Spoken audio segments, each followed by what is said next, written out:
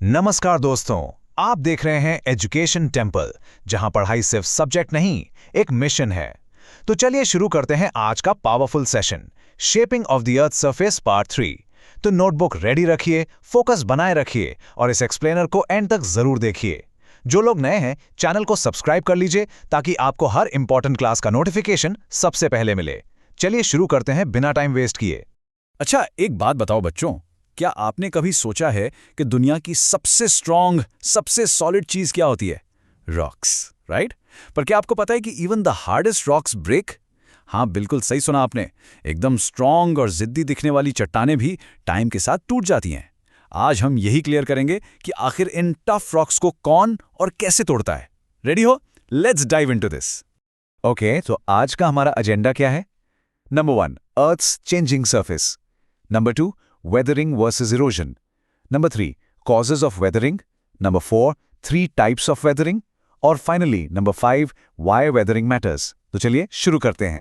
Number 1, the Earth's changing surface, यानी पृथ्वी की बदलती सतह। सोचो कि हमारी अर्थ की सरफेस कॉन्स्टेंटली चेंज होती रहती है। यहाँ कुछ भी परमानेंट नहीं है। सोचो, रॉक्स भी एक जगह खड़े खड़े थक जाते हैं और टाइम के साथ धीरे धीरे टूट जाते हैं। Yes, the hard rocks slowly break down over time. इसी प्रोसेस से हमारी अर्थ की नई शक्ल बनती है, ठीक वैसे ही जैसे एक मूर्तिकार पत्थर को तराशता है। आगे बढ़ते हैं नंबर 2 पर, वेदरिंग वर्सेस इरोजन, अपक्षय बनाम अपर्दन।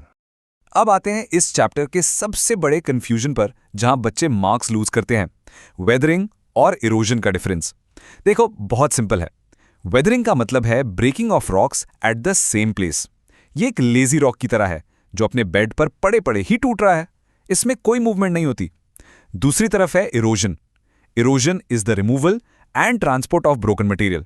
मतलब जब वो टूटे हुए टुकड़े अपने बैग्स पैक करते हैं और हवा या पानी के साथ एक लंबी रोड ट्रिप पर निकल जाते हैं, तो उसे इरोजन कहते हैं।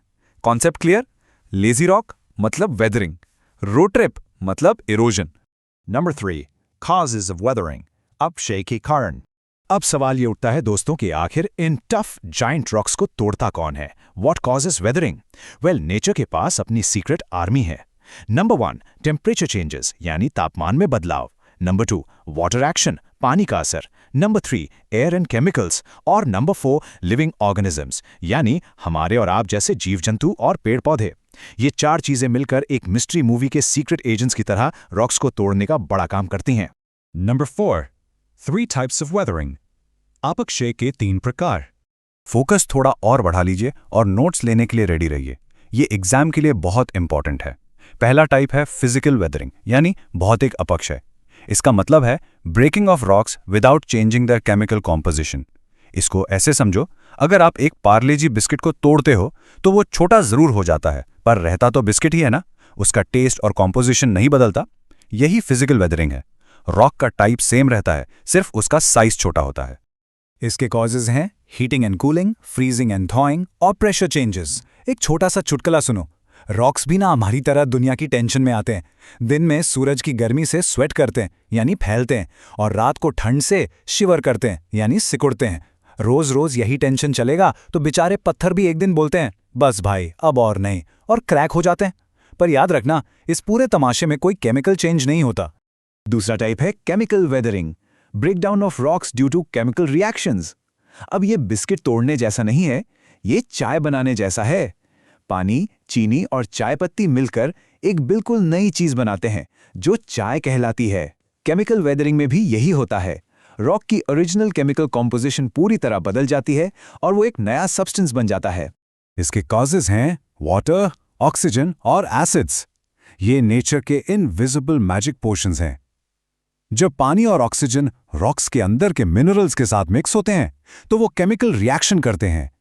ये अंदर से रॉक को कंप्लीटली ट्रांसफॉर्म कर देते हैं, उसे खोखला और कमजोर बनाकर तोड़ देते हैं।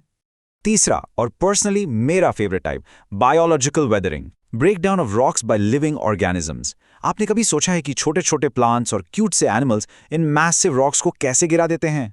ये सच में नेचर के छोटे और स्ट्रॉन्ग बॉडी बिल्डर्स हैं। एग्जाम्पल सुनिए, पेड़ों की जड़ें यानी प्लांट रूट्स रॉक्स की दरारों में घुसकर अपने मसल्स फ्लेक्स करती हैं और रॉक्स को धीरे धीरे तोड़ देती हैं। एनिमल्स जैसे चूहे और खरगोश जब मिट्टी खोदते हैं तो वो रॉक्स को लूजन कर देते हैं। ये सब नेचर का अपना लिटिल कंस्ट्रक्शन ग्रू है जो बिल्डिंग बनाने की जगह पत्थरों को तोड़ने का काम बड़ी मेहनत से करते हैं। और आखिरी section number 5, why weathering matters, अपक्षय का महत्व।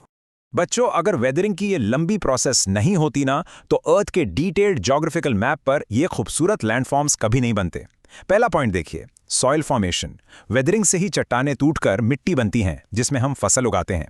दूसरा, ये एरोजन में मदद करता है रॉक्स को छोटा करके। तीसरा, ये रॉक्स से बहुत सारे इंपॉर्टेंट मिनरल्स रिलीज करता है जो मिट्टी को उपजाऊ बनाते हैं। चौथा, इट क्रिएट्स लैंडफॉर्म्स। मैप पर जो खूबसूरत केव्स और डीप वैलीज आपको दिखती हैं जैसे ग्रैंड कैनियन, वो इसी वेदरिंग का नतीजा है। और पांचवां, रीसाइक्लिंग ऑफ मटेरियल्स। ये हमारी अर्थ का अपना नेचुरल रिसाइकलिंग प्लांट है जो पुराने को तोड़कर नए का रास्ता बनाता है। तो दोस्तों, आज का सेशन यहीं तक था। मुझे उम्मीद है आपको सब कुछ क्लियर हो गया होगा। अगर ये एक्सप्लेनर पसंद आया हो तो लाइक, शेयर और सब्सक्राइब जरूर कीजिए। आपका एक क्लिक हमें और बेहतर कंटेंट लाने के लिए मोटिवेट करता है। मिलते हैं नेक्स्ट क्लास में एक नए कॉन्सेप्ट के साथ। तब तक के लिए keep learning, keep growing and stay positive.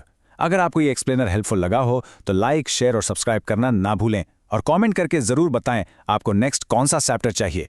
मैं मिलता हूं आपसे नेक्स्ट पार्ट में। तब तक के लिए keep learning with education temple. और हाँ, अगर आपको क्लास 8 to 10 किसी भी सब्जेक्ट के नोट्स चाहिए तो तुरंत व्हाट्सएप कीजिए 7014242188 और 8559888634 पर। ये एक्सप्लेनर था एजुकेशन टेम्पल की तरफ से, जहां हम स्टूडेंट्स को फैमिली के जैसे समझते हैं और एजुकेशन को एक इमोशन बनाते हैं।